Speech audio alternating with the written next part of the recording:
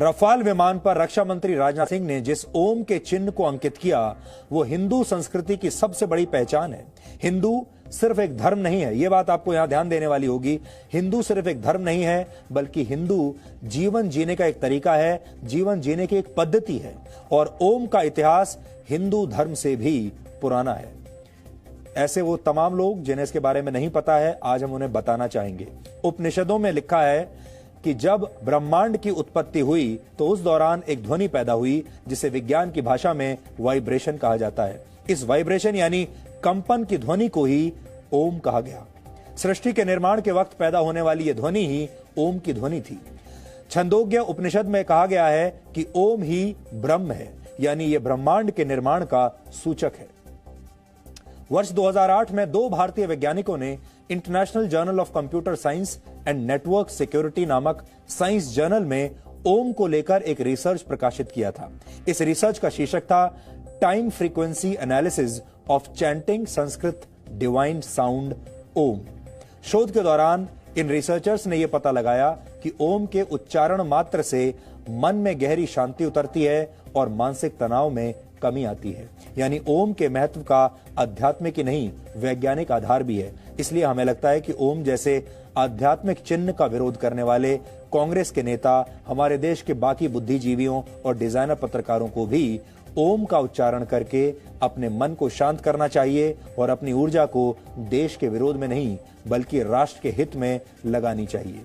कुछ दिन पहले प्रधानमंत्री नरेंद्र मोदी ने भी कहा था कि आजकल कुछ लोगों को ओम और गाय शब्द सुनते ही बेचैनी होने लगती है और ऐसे लोग इसे भारत के पिछड़ेपन से जोड़कर देखते हैं। यानी जो बातें भारतीय संस्कृति की पहचान है उसे कुछ लोग बदनाम करने की साजिश कर रहे हैं, उसे भारत की कमजोरी मान रहे हैं और अपनी संस्कृति पर ऐसे लोगों को शर्मिंदगी होती है, जो कि गलत बात है।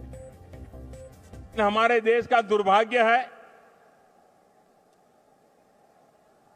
कुछ लोगों के कान पर अगर ओम शब्द पड़ता है तो उनके बाल खड़े हो जाते, गाय शब्द पड़ता है तो उनके बाल खड़े हो जाते हैं। उनको लगता है देश 16वीं 17वीं शताब्दी में चला गया। ऐसा ज्ञान देश को बर्बाद करने वालों ने बर्बाद करने में कुछ नहीं छोड़ा है। और इसलिए हमारे भारत के ग्रामीण जीवन की अर्थव्यवस्था में पशुधन बहुत मूल्यवान बात है। कोई कल्पना करे, क्या पशुधन के बिना अर्थव्यवस्था चल सकती है क्या? गांव चल सकता है क्या? गांव का परिवार चल सकता है क्या? लेकिन पता नहीं, कुछ शब्द सुनते ही करंट लग जाता है कुछ लोगों को। यानी दुनिया के सबसे शक्तिशाली हथियार का निर्माण करने वाले वैज्ञानिक को भी कर्म करते रहने का संदेश हिंदू धर्म से मिला और उन्होंने भगवत गीता के श्लोक को अपने सबसे बड़े आविष्कार का आधार बना लिया। जबकि हमारे देश में रहने वाले कुछ लोगों को हिंदू संस्कृति की निशानियों से एलर्जी है और वो इसे अपना अपमान की तरह मानते हैं और वो इसे अंधविश्वास और सांप्रदायिकता से भी जोड़कर देखते हैं। रफाल की शस्त्र पूजा का विरोध करने वाली कांग्रेस ने कुछ दिन पहले ही अपने कार्यकर्ताओं को राष्ट्रवाद की ट्रेनिंग देने का फैसला किया था, जबकि आज वो देश की सेना के सम्मान और शक्ति से जुड़े रफाल लड़ाकू विमान की शस्त्र पूजा को सांप्रदायिकता से जोड़कर देख रही है। और इसमें कांग्रेस का साथ अंग्रेजी बोलने वाले बुद्धिजीवी, टुकड़े टुकड़े गैंग और अवार्ड वापसी गैंग के सदस्य भी उसका साथ दे रहे हैं। इसलिए अब कांग्रेस के ही कई नेता कह रहे हैं कि पार्टी को आत्मविश्लेषण की जरूरत है। जो वक्तव्य आया है, जिन्होंने वक्तव्य दिया है, आपको उनसे ही पूछना चाहिए। मैं कभी वक्तव्य पर वक्तव्य नहीं देता, लेकिन इसमें कोई दो राय नहीं है कि कांग्रेस को जरूर आत्मावलोकन की जरूरत है और जो स्थिति है उसका जायजा लेना और सुधार करना, ये समय की जरूर मांग है, इसमें कोई दो राय नहीं है।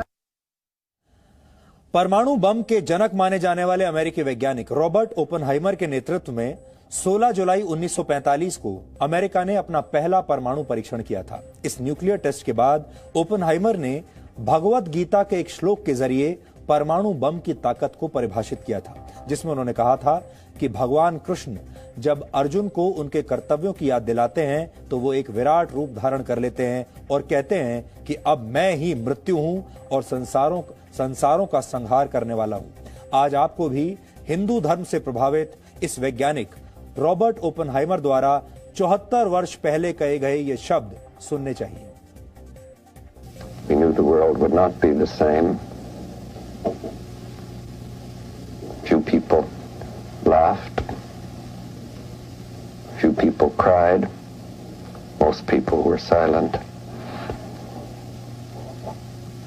I remember trying to persuade the prince that he should do his duty, and to impress him takes on his multi-armed form and says, "Now I am become death, the destroyer of worlds."